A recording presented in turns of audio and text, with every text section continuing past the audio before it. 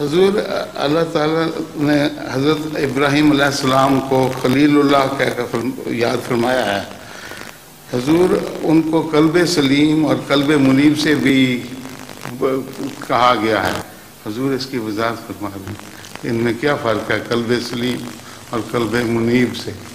قلب سلیم تو وہ ہے سب سے پہلے تو خلیل اللہ جی وہ اللہ کے دوست تھے، اور ہر وہ شخص جو اللہ کا دوست نہیں تھا اس کے دشمن تھے، اور بہت بڑا لقب ہے اللہ کا خلیل ہونا. جی جہاں تک قلب سلیم کا تعلق ہے، ہر وقت آپ کا دل اللہ کی اطاعت میں تو لگا ہوا تھا. سلیم محفوظ چیز، ہر شر سے محفوظ کو بھی کہتے ہیں، اور امن میں آئے ہوئے کو سلیم کہتے ہیں.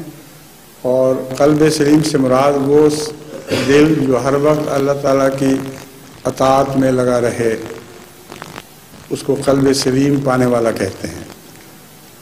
اور منیب کہتے ہیں اللہ ہی کی طرف جھکنے والا. ہاں جی حضرت ابراہیم علیہ السلام کے متعلق جو منیب کا لفظ ہے، مراد یہ ہے کہ آپ کا جھکاؤ ہمیشہ خدا کی طرف رہا ہے. جب بھی آپ نے عاجزی اختیار کی، خدا کی طرف گرے، تو